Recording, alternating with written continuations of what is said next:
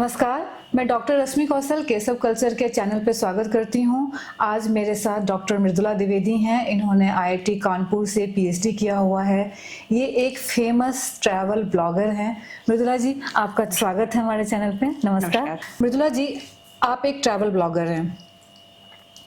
मैं चाहती हूँ कि लोग जो आपको जानते नहीं हैं, आप अपने ट्रैवल ब्लॉगिंग के बारे में कुछ उनको बताएं, आप अपने बारे में कुछ बताएं।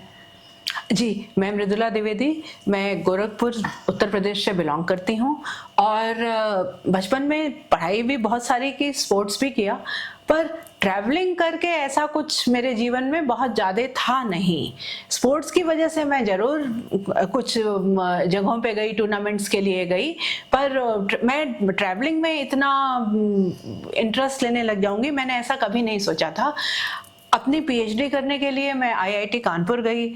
उसके बाद मैं एज अ फैकल्टी पढ़ाती रही मैनेजमेंट स्कूल्स में। और 2005 में, क्योंकि मेरी बहन और मेरे ब्रदर इन लॉ ब्लॉगिंग करते थे, मेरा ब्रदर इन लॉ उस टाइम भी जो है यूएस क्लाइंट्स के लिए काम करता था, तो उसे ब्लॉगिंग के बारे में पता था। तो उसने मुझसे, इन दोनों ने मुझसे कहा कि तुम भी ब्लॉगिंग करो। और मेरा ये था जीवन में कि मैं पर्सनल ब्लॉग नहीं लिख सकती हूँ।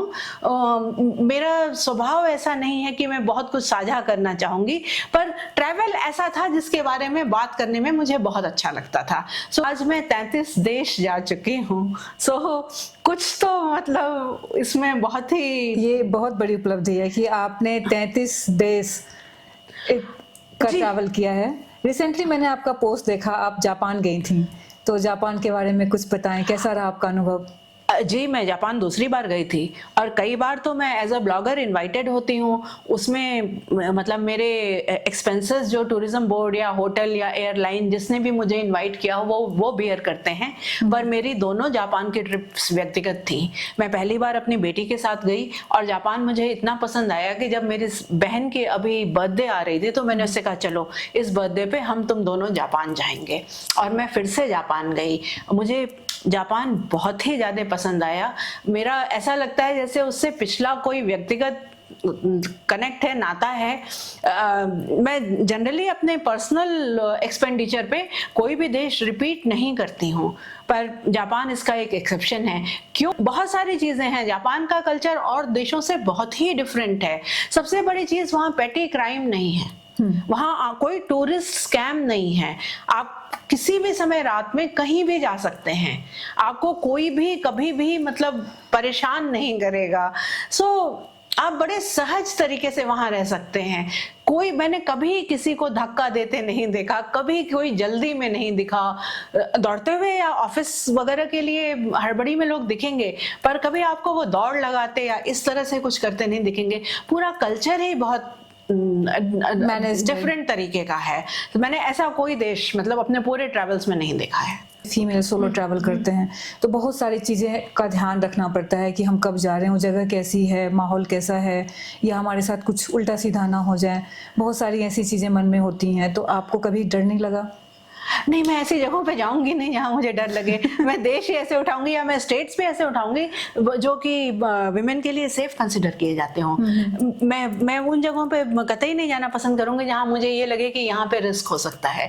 अच्छा, बल्कि इस मामले में जब मैं अकेले होती हूँ तो मुझे फिर भी लगता है कि मैं ही तो हूँ, कोई बहुत बड़ी बात नहीं है। लेकिन अगर मेरे ऊपर जिम्मेदारी है तो मैं दुगना दिमाग लगा के इंश्योर करूंगी कि वो जगह सेफ हो। जैसे अगर आप यूरोप समर में जाएं तो सूरज 9 बजे तक उगा रहता है, लेकिन रास्ते खाली होने लगते हैं। ऐसा नहीं है कि वो 9 बजे के बाद भी बाहर निकल के बहुत घूम रहे हैं। तो दिन होने के बावजूद हम भी 9, साढ़े 9, 10 बजे तक, खासकर जब मैं बच्चों के साथ हूँ तो मैं वापस आ जाऊंगी। अकेली हूँ तो हो सकता है मैं 11 बजे भी आऊँ। ट्रैवलिंग बहुत एक्सपेंसिव होता है। आप अपने फाइनेंस कैसे मैनेज करती हैं? मैं आपसे एंटायरली एग्री करती हूँ कि ट्रैवलिंग बहुत एक्सपेंसिव होता है, पर क्योंकि मैंने बहुत साल नौकरी की थी और मेरा फाइनेंशियल बेस शुरू से ही मतलब अच्छी सेविंग्स थी मेरे पास, और जब मैंने ये रियलाइज किया कि मैं अब जॉब नहीं करूँगी तो मैंने उन सेविंग्स को इन्वेस्ट किया। इस तरह से मैं अपने फाइनेंसेस मैनेज करती हूँ। और आई मीन ब्लॉगिंग से मैं इतना पैसा नहीं कमा पाती हूँ कि मैं अपना ट्रैवल कर सकूं। मैं डेफिनेटली अपने फाइनेंसेस जो ये मेरे बड़े ट्रिप्स होते हैं, जैसे जापान चले जाना, जो कि महंगे ट्रिप्स होते हैं, ये मेरे इन्वेस्टमेंट की वजह से होते हैं। ये बहुत अच्छी चीज़ है, क्योंकि अधिकतर क्या होता है कि लोग जब सोचते हैं कि हम ब्लॉगिंग करेंगे या ट्रैवल करेंगे और इससे हमारी इतनी अर्निंग हो जाएगी, सारी नीड्स फुलफिल हो जाए, ऐसा बहुत कम लोगों के साथ हो पाता है। ऐसा करने के लिए आपको बहुत साल बहुत मेहनत करनी पड़ेगी, ट्रेंड्स देखने पड़ेंगे, आपको रेवेन्यू मॉडल समझने पड़ेंगे।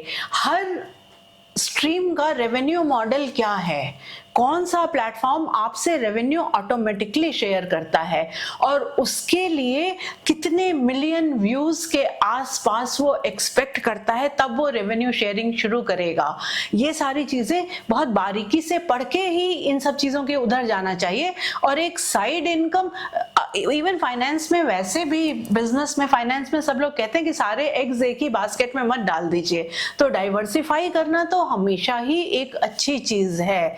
और पर्सनली ऐसा नहीं है कि मैंने ब्लॉगिंग से कुछ नहीं कमाया है, पर उससे कहीं ज्यादा मैंने इन्वेस्टमेंट से कमाया है। और मेरा इन्वेस्टमेंट का भी बेस इसलिए है क्योंकि मैंने बहुत साल नौकरी की है।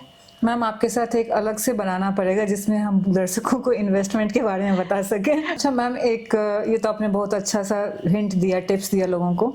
मैं जब आपको देखती हूँ तो मैं देखती हूँ PhD फ्रॉम IIT कानपुर, जहाँ जाना लोगों का एक ख्वाब होता है, ठीक है, और ये अपने आप में एक बहुत बड़ी चीज है, इतना बड़ा अचीवमेंट होता है ये।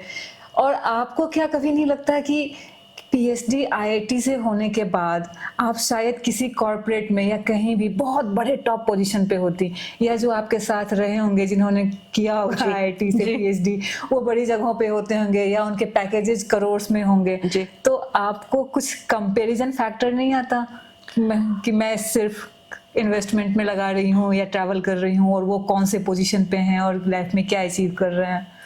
क्या लगता है आपको? मैंने इस तरह से ज्यादा सोचा नहीं है, पर अगर ऐसे देखा जाए तो मैं इसको स्लाइटली डिफरेंटली लेती हूँ कि मुझे क्या करना पसंद है, तो मुझे जो करना पसंद है मैं वो कर रही हूँ। मृदुला जी, सबसे पहले मैं आपसे ये जानना चाहूंगी कि एज ए ब्लॉगर आपको कौन कौन सी इशूज होते हैं? आपको टेक्निकल भी चीज़ें देखनी होती हैं, आपको ट्रैवल भी करना होता है, फिर सब कुछ को कंपाइल भी करना होता है, तो आप दर्शकों को ये बताइए कि आप एज ए ब्लॉगर क्या क्या डिफिकल्टीज फेस करती हैं? एज ए ब्लॉगर एक्चुअली मैं बहुत समय से ब्लॉगिंग कर रही हूँ। इस जून मुझे 20 साल हो जाएंगे ब्लॉगिंग करते हुए। 2005 से, मैं 5 जून 2005 से ब्लॉगिंग करती आ रही हूँ। सो मुझे लगता है कि मेरा वर्क फ्लो तो एक तरीके से अब सेटल हो चुका है। उसमें बहुत चेंजेस भी आए शुरू से अब तक। मुझे लगता है एक जो हमारे मन में वो होता है कि हमने एक ब्लॉग शुरू कर लिया और वो एक कांस्टेंट सी चीज़ है।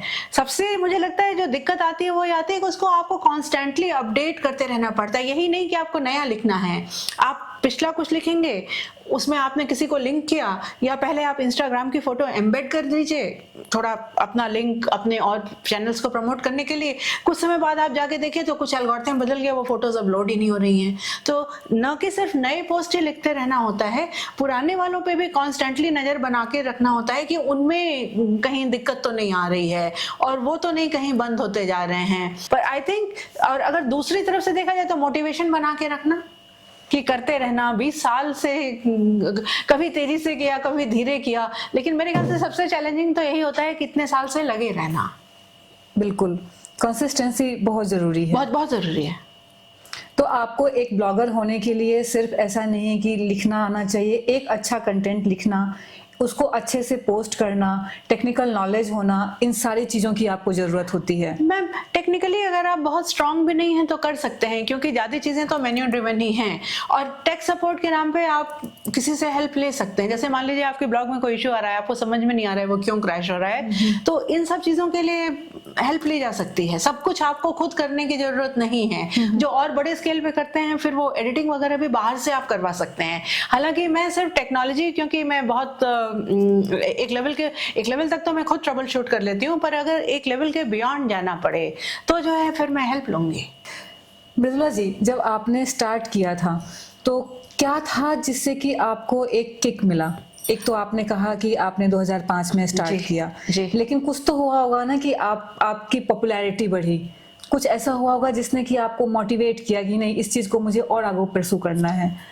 जी, क्योंकि मैं लिखती तो एक पर्सनल लेवल पे ही थी, और मैं 2005 में ब्लॉगिंग से कोई भी कुछ एक्सपेक्ट नहीं करता था। और यदि आप बताएं कि आपका ब्लॉग है तो लोग लौट के पूछते थे कि करती क्यों हो, कौन पढ़ता है। और मैं भी, जैसे मैंने कहा कि मेरी बहन और मेरे ब्रदर इन लॉ के कहने की वजह से कर रही थी, तो मैं भी बड़े लो एक्सपेक्टेशंस के साथ ही गई हुई थी। ब्लॉगिंग में उस जमाने में कुछ नहीं था, परंतु बीबीसी ने जो है, जो वेबसाइट है उनकी, उस पे एक डिजिटल सिटीजन्स करके उन्होंने एक फीचर किया और उन्होंने पब्लिक से कंट्रीब्यूशन इनवाइट किए। अच्छा। तो मैंने भी भेजा कि डिजिटल सिटीजन करके कि मेरा ये ब्लॉग है, मैं अभी लद्दाख से होके आई हूँ, और आज भी अगर मैं आपको उसका लिंक दूं तो मेरा हस्बैंड जो है वो बस की छत पे चढ़ के खड़ा हुआ है। बीबीसी ने वो फोटो फीचर की है अपने उस पे। पर जिस दिन उन्होंने मेरे ब्लॉग को लिंक करके फीचर किया, उस दिन मेरे ब्लॉग पे जो हिट्स थे, जैसे अगर पहले 10-20 आते थे तो वो हजारों में चले गए। तो वहां से फिर वही लिंक गार्जियन ने पिक किया। अच्छा। तो तब मुझे दिखा कि इसमें नंबर्स हैं। 2007 में, अगर मुझे 6 या 7 में, मुझे पहली बार नैनीताल से एक अच्छे रिजॉर्ट ने मुझे इनवाइट किया कि आप हमारे यहाँ आके रहें, आप हमारे लिए ब्लॉग लिखें। फिर जो है 2012 में मुझे मलेशिया टूरिज्म बोर्ड ने इनवाइट किया। जब मुझे विदेशों से भी न्योते आने लग गए, तब मुझे डेफिनेटली ये बात समझ में आई कि मुझे घूमने को तो मिलने लग गया है। इनफैक्ट मेरा भतीजा है, उसने मुझसे कहा कि बुआ आप पेपर एकेडमिक तभी तक लिखते थे जब आपको कॉन्फ्रेंसेस में जाने का शौक था, अब आपको ब्लॉगिंग से इनवाइट मिलता है, आपने पेपर लिखने छोड़ दिए। ये बात पूरी तरह तो नहीं सच थी, लेकिन ऐसा लगता है कि बिना समझे ही मन में कहीं ट्रैवल की बहुत चाह थी। तो मैंने बहुत एकेडमिक पेपर्स लिखे पहले, उनको प्रेजेंट करने के लिए अब्रॉड जाना शुरू किया। शुरुआत तो वहां से हुई थी, पर ब्लॉगिंग से मतलब घूमने के लिए बुला रहे थे तो बड़ा ही अच्छा लगा। फिर अगर कहा जाए तो जैसे स्पेन, जॉर्डन का मैंने नाम लिया, Dubai, Sharjah, Oman, Singapore airlines ने जब मुझे इनवाइट किया तो मैं उनके साथ बिजनेस क्लास फ्लाई की।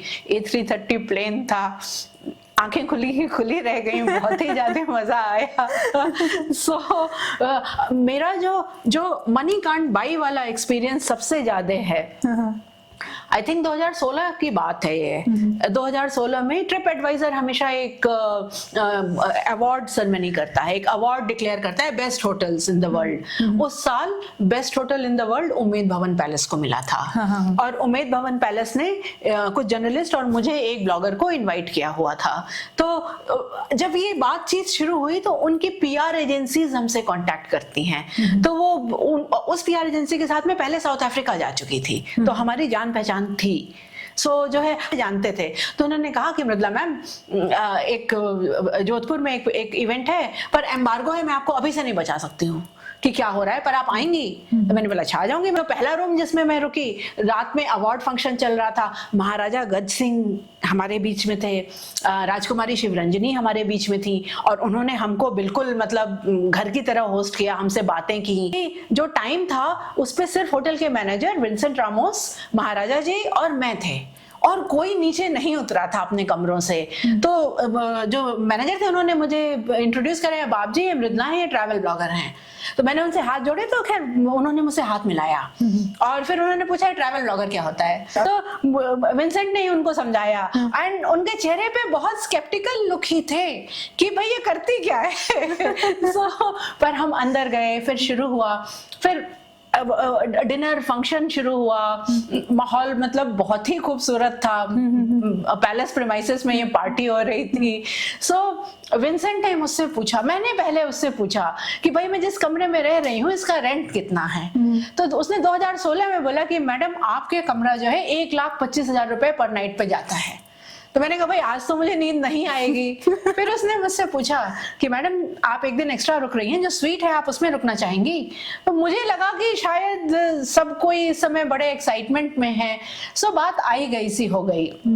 पर मैंने रात में सोचा कि यार अगर तुम्हें स्वीट में रुकने को कह रहे हैं, तुम्हें किस बात का डर लग रहा है, रह लो तुम। तो मैंने ब्रेकफास्ट पे उससे पूछा, और वहाँ ब्रेकफास्ट पे ऑरेंज जूस विद शैंपेन होता है। उम्मीद भवन पैलेस का वेलकम ड्रिंक भी for people who are of age, मतलब जो लीगल ड्रिंकिंग एज के हैं उनके लिए शैंपेन होता है, गाजे बाजे से आपका स्वागत होता है। सो ब्रेकफास्ट पे मैंने विंसेंट से पूछा कि क्या मैं उस कमरे में रह सकती हूँ जो उनका महारानी स्वीट है। तो उन्होंने बोला आप जरूर रह सकती हैं। मैं शहर का टूर करने जा रही थी, जो कि मैंने कहा था, जिसकी वजह से मैं एक दिन एक्स्ट्रा रुकी थी। मैं उन्होंने कहा आप अपना सामान पैक करिए, जब आप वापस आएंगे तो आपका सामान आपको महारानी स्वीट में मिलेगा।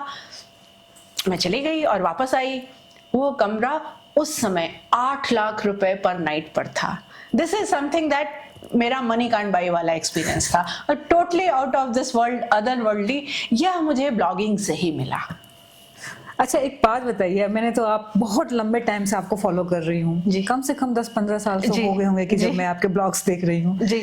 तो इसमें से आप, जैसे आपने ये वाला बताया, ये मैंने पढ़ रखा है आपके ब्लॉग पे, तो सबसे अच्छा एक्सपीरियंस कौन सा था? ये महारानी स्वीट का ही था या कोई और भी? नहीं मैम, वैसे देखा जाए तो अभी मैं दुविधा में हूँ। पहले मुझसे कोई पूछता था तो मैं हमेशा the trip of my life time जो है वो एवरेस्ट बेस कैंप को बोलती थी। अच्छा, हाँ, कि मुझे एवरेस्ट बेस कैंप तक मैंने ट्रैक किया है। वो मेरी 40वीं बर्थडे थी, मैंने वो खुद को गिफ्ट किया था, तब मैं नौकरी करती थी। सो जो है वो बहुत मुश्किल था, बहुत मुश्किल था मेरे लिए, खासकर वही क्योंकि मैं फुल टाइम जॉब करती थी। फिटनेस मैंने ट्रैक काफी किए हुए हैं, मुझे एल्टीट्यूड से डील करना आता है, पर मेरी फिटनेस नहीं थी। वो बहुत मुश्किल था, पर उसके व्यूज वगैरह बहुत ही खूबसूरत थे और मुझे वेदर बहुत अच्छा मिला था। पर अभी जापान जाके मुझे लगता है कि बेस्ट ट्रिप जापान था। मतलब नहीं, जापान से जो एक कनेक्ट है वो नहीं समझ में आता कि ये क्या है। ऐसा क्या हो गया कि मुझे अब कहीं, मैं जनरली कंट्रीज रिपीट नहीं करती हूँ unless and until tourism board मुझे वापस नहीं बुला रहा है या मैं किसी काम से दोबारा नहीं जा रही हूँ। पर अभी मेरा, अगर मुझसे कोई पूछे कि मैं अगली बार कहाँ जा रही हूँ, तो मैं कहूँगी मैं जापान नहीं जा रही हूँ। अच्छा, ये बहुत ही मेरे लिए भी समझ पाना बहुत मुश्किल है, पर स्टेट ऑफ माइंड यही है। तो अगर आपसे पूछा जाए कि बेस्ट ट्रिप क्या है या वहाँ की सबसे बेस्ट लर्निंग क्या है, तो उसका आंसर जापान है। नहीं मैम, लर्निंग वाइज तो अगर कहा जाए तो लर्निंग वाइज तो मुझे लगता है फ्लेक्सिबिलिटी बहुत सिखाता है। मुझे मेरी बहन से मेरी बहुत बनती है, उसने इतना ट्रैवल नहीं किया था। और जैसे अगर आप जब इनवाइटेड जाते हैं तो बहुत लोग जो हैं अब अगर आपको इनवाइट किया तो कुछ तो होगा, आप किसी के लिए लिखते होंगे, आप न्यूज़पेपर के लिए लिखते होंगे, आपका अपना ब्लॉग पॉपुलर होगा, तो थोड़ा दीवा सिंड्रोम शुरू हो जाता है। लोग दीवा की तरह बिहेव करने लगते हैं, जिससे सबको दिक्कत होती है। तो जब मैं अपनी बहन के साथ गई तो हम पेरिस में थे, और वैसे मैं पहला, जापान में टैक्सीज बहुत महंगी है, मैं वहां ये काम नहीं करती हूँ, पर नहीं तो मैं पहला राइड टैक्सी में ले लेती हूँ, क्योंकि आप थके हुए आते हैं और आपको होटल खोजने में दिक्कत हो रही होती है। पर उस बार हम दोनों बहुत ब्रेव बन के हमने मेट्रो ली। अच्छा। और हम पहुंच गए जहां हमें पहुंचना था, पर हमें अपना होटल नहीं दिख रहा था और दोनों के पास बड़े बड़े बैग थे। विंटर का, नवंबर का समय था। सो जो है मैंने उसको कहा कि तुम थोड़ी देर रुको, मैं आती हूँ, मैं बैग तुम्हारे पास छोड़ती हूँ, मैं आती हूँ। फिर जाते हैं, और बाद में जब हमें फिर तुरंत ही मुझे होटल दिख गया। वो पैनिक ही ज्यादा था या थकान ही ज्यादा थी, जिससे वजह से हमें नहीं दिख रहा था। हम मुश्किल से उससे 150 मीटर दूर खड़े थे। 10 कदम चलने पे मुझे सामने ही वो नजर आ गया। पर जब बाद में हम आराम से हो गए और सब कुछ कहा, तो मैंने कहा तुम्हें दिक्कत हुई होगी, तो उसने वही कहा कि जिसको दिक्कत नहीं चाहिए वो घर पे रहे, वहीं दिक्कत नहीं होती है, बाहर निकलने पे घर जैसा तो नहीं होगा ना। तो उस सेंस में आप फ्लेक्सिबिलिटी बहुत सीखते हो। अब जैसे जापान में है, वहां मेट्रो ट्रेन में कोई किसी से बात नहीं करता, कोई पब्लिक प्लेस में फोन पे बात नहीं करता है कि दूसरे को दिक्कत होगी। अब फिर मेरी बेटी और मुझे भी चुप बैठना पड़ता था। तो वही कह रही कि जो आपके नॉर्म्स होते हैं ना, कि दुनिया ऐसे चलती है, जब आप दूसरे देश जाओ तो आपको लगता है नहीं दुनिया ऐसे भी चलती है, तो वो फ्लेक्सिबिलिटी जरूर इनकलकेट करवा देता है। सो हर जगह से ही कुछ ना कुछ सीखने को मिलता है।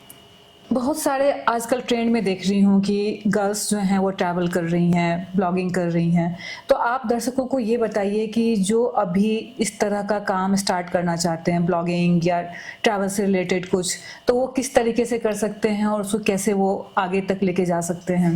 जी, मैं ये तो कहूंगी कि 2005 से 2025 में अंतर बहुत बड़ा है।